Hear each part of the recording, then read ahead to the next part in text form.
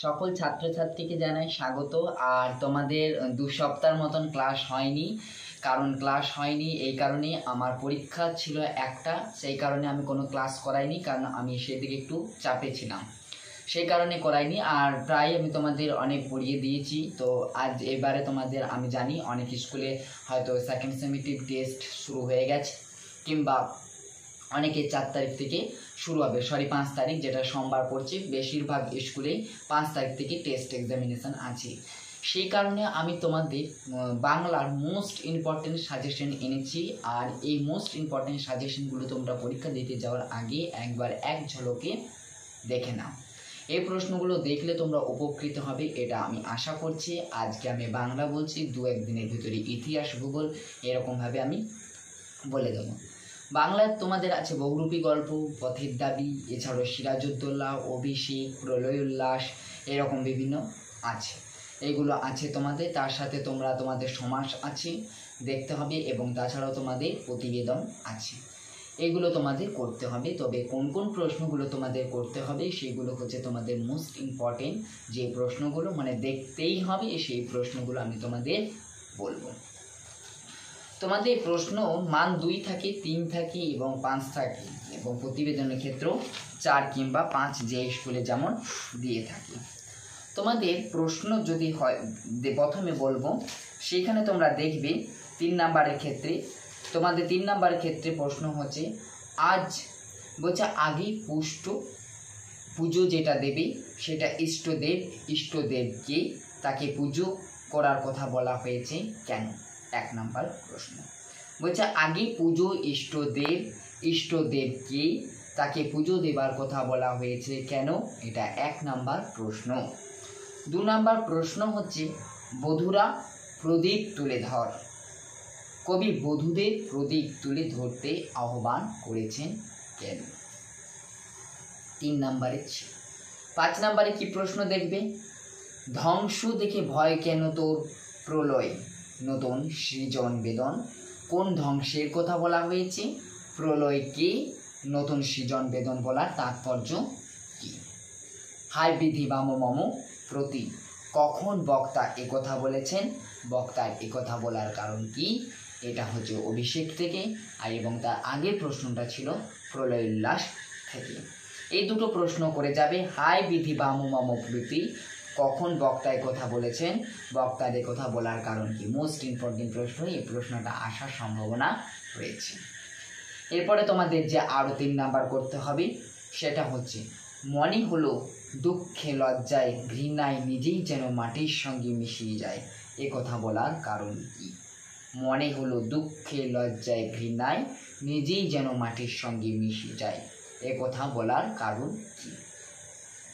2 number প্রশ্ন হচ্ছে অদৃষ্ট কখনো হরিদার এই ভুল ক্ষমা করবে না। হরিদা কি ভুল করেছিল?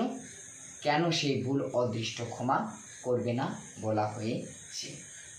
আবার 5 নাম্বার প্রশ্নে আসছি, সেটা হচ্ছে গল্পে শুনে খুব গম্ভীর হয়ে গেলেন হরিদা, গল্পটি কি ছিল? হরিদার গম্ভীর হয়ে যাওয়ার কারণ কি ছিল? জানি না আজকাল রক্ত সে চায় পলাশি, রাক্ষসী পলাশি সপ্রসঙ্গী ব্যাখ্যা করো।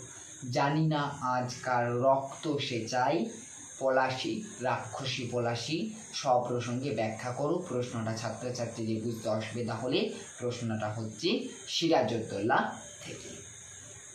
5 নাম্বার প্রশ্ন, এরপর কোনি থেকে 2টো প্রশ্ন। কম্পিটিশনে পড়লে মেয়েটা তো আমার পা ধোয়া জল খাবি, বক্তা কে? কি প্রসঙ্গে তার এই উক্তি? এই উক্তিতে বক্তার কিরূপ মনোভাব ফুটে উঠেছে? আবার প্রশ্নটা রিপিটেড করছি, কম্পিটিশনে পড়লে মেয়েটা তো আমার পা ধোয়া জল খাবি, মেয়েটা কে? কি প্রসঙ্গে বক্তা কে? কি প্রসঙ্গে এই উক্তিটি করা হয়েছে? এই উক্তিটি বক্তার কিরূপ মনোভাব ফুটে উঠেছে? 2 নাম্বার প্রশ্ন, ভালোবাসলে সব কিছুই করিয়ে নেওয়া যায় মানুষকে দিয়েও, প্রসঙ্গে উল্লেখ করে তাৎপর্য বিশ্লেষণ করো। এরপর তোমাদের যে প্রতিবেদন লিখতে হবে সেই প্রতিবেদনের প্রশ্নটা হচ্ছে, আমি আগেও এই প্রতিবেদনটা তোমাদের ভিডিও দেওয়া আছে, যদি কারো দেখা নেই তোমরা ভিডিও ডেসক্রিপশন বক্সে গিয়ে দেখতে পারো, যে ভিডিও কিন্তু আছে। প্রতিবেদন হচ্ছে একটা প্রতিবেদন, যেটা হচ্ছে একটা রক্তদান শিবির বিষয় অবলম্বনে একটি প্রতিবেদন রচনা করো। এছাড়াও দিয়েছে যে তোমার এলাকার নিকাশি ব্যবস্থার বেহাল দশা সম্পর্কে একটা প্রতিবেদন রচনা করো। রক্তদান শিবির দেওয়া আছে, আর যেটা তোমাদের নিকাশি ব্যবস্থার বেহাল দশা, এ তো তোমরা দেখতে পাচ্ছ যা জলের পরিণতি, সেখানে মানে নিকাশি বা ড্রেন নালা নর্দমা যে জলে ভরে যাচ্ছে সে সম্পর্কে যে একটা বেহাল দুরবস্থা, সে সম্পর্কে ছাত্রছাত্রীদের একটা প্রতিবেদন রচনা করতে হবে। যদি কোনো অসুবিধা হয় তাহলে আমি কমেন্ট করবে যে দাদা এই প্রতিবেদনটা লিখতে আমার অসুবিধা, তাহলে আমি তোমাদের দেখিয়ে দেবো কিভাবে লিখতে হবে তোমাদের কি এই প্রতিবেদন রচনা। আরও কিছু প্রশ্ন আছে, সেগুলো তোমরা দেখে নাও।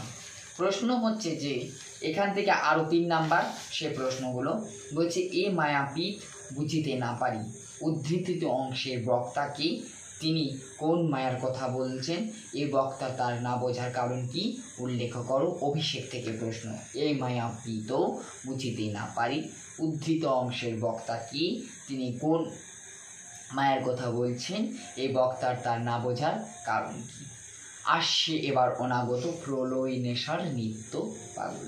অনাগত কি, সে প্রলয় নেশার নিত্য পাগল কেন, এটা প্রলয় উল্লাস থেকে প্রশ্ন। এরপরে তোমাদের যে প্রশ্ন হচ্ছে হরিতা থেকে বহুরূপী গল্পে পরম সুখ কাকে বলে জানেন, সব সুখের বন্ধন থেকে মুক্ত হয়ে যাওয়া। এই বক্তব্যে হরিদার জীবনের ইষ্টমন্ত্র হয়ে উঠেছিল কেন, তা ব্যাখ্যা করো। 2 নাম্বার প্রশ্ন, কই এ ঘটনা তো আমাকে বলেননি, কোন ঘটনার কথা বলা হয়েছে, এ ঘটনা বক্তাকে না বলার কারণ কি ছিল তা আলোচনা করো। প্রশ্নটা হচ্ছে পথের ধারে। 5 নাম্বার প্রশ্ন হচ্ছে জাতির সৌভাগ্য, এটা মোস্ট ইম্পর্টেন্ট, আমি আমার ছাত্রছাত্রীদের টিউশনেও এই প্রশ্নটা করিয়েছি। জাতির সৌভাগ্য সূর্য অস্ত চলাগামী, কোন জাতির কথা বলা হয়েছে, তার সৌভাগ্য সূর্য আজ অস্ত চলাগামী বলার কারণ ব্যাখ্যা করো। এই প্রশ্নটা হচ্ছে তোমাদের সিরাজউদ্দৌলা। আসছে নবীন জীবন হারা অসুন্দর করতে ছেদন, জীবন হারা অসুন্দরকে ছেদন করতে ফিরে আসা তাৎপর্য ব্যাখ্যা করো।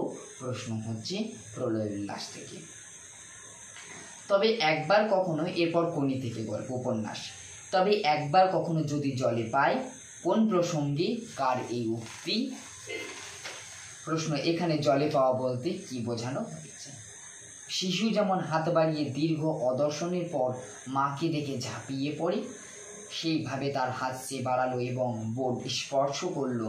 উদ্ধৃতাংশটির তাৎপর্য ব্যাখ্যা করে নিজের ভাষায় লিখো।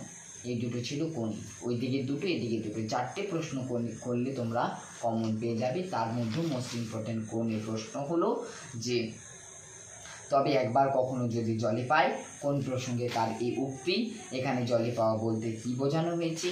আরেকটা ইম্পর্টেন্ট প্রশ্ন হচ্ছে কম্পিটিশনে পড়লে মেয়েটা তো আমার পা ধোয়া জল খাবি, বক্তা কি প্রসঙ্গে কথাটা বলা হয়েছে এবং কার উক্তি, এই উক্তিতে বক্তার কিরূপ মনোভাব ফুটে উঠেছে। এটা হচ্ছে তোমাদের মোস্ট ইম্পর্টেন্ট। এরপরে তোমাদের প্রতিবেদন দুটো বললাম, একটা জল নিকাশি ব্যবস্থা যে দুরবস্থা হচ্ছে সেটা, একটা রক্তদান শিবির। আরও দুটো বলে দিচ্ছি, একটা হচ্ছে ওই একই জিনিস জলাভূমি বুঝিয়ে সবুজ ধ্বংস, মানে জলাভূমি যে পুকুর এই সকল আছে, নদী নালা এ সকল বুঝিয়ে যাচ্ছে, সেক্ষেত্রে আমরা দেখতে পাবো যে সবুজ ধ্বংস হচ্ছে, ধ্বংস করে আবাসন নির্মাণ নয়, বলছে জলাভূমি বুঝিয়ে ধ্বংস করে আবাস নির্মাণ নয়। এই বিষয়ে সংবাদপত্র প্রকাশনের জন্য একটা প্রতিবেদন রচনা করো। এছাড়াও একটা প্রশ্ন হচ্ছে আরেকটা প্রতিবেদন, শিক্ষক দিবসকে বিষয় যে আছে বিষয় করে সংবাদপত্র প্রকাশের উপযোগী একটা প্রতিবেদন প্রস্তুত করো। এগুলো ছিল তোমাদের বাংলা একেবারে চূড়ান্ত লাস্ট মিনিট সাজেশন। এগুলো তোমরা প্র্যাকটিস করে যাবে, এখান থেকে তোমরা কমন পাবে। আমি বারবার বলছি যে একটা জলাভূমি সবুজ আবাসন নয়, এটা রক্তদান জীবনদান বা রক্তদান শিবির একটা, এই দুটো ভালো করে তোমরা, বা যে দ্রব্যমূল্য বৃদ্ধি এক 3টি, এবং এই 3টে ভালো করে তোমরা প্র্যাকটিস করো। তোমরা আশা করছি এখান থেকে একটা প্রতিবেদন কমন পেয়ে যাবে, এবং বাকি প্রশ্নগুলো তোমরা একবার করে প্র্যাকটিস করো, এখান থেকে তোমরা কমন পাবে। এটাই ছিল আজকে 10ম শ্রেণীর চূড়ান্ত last minute suggestion second summative এক্সামিনের জন্য।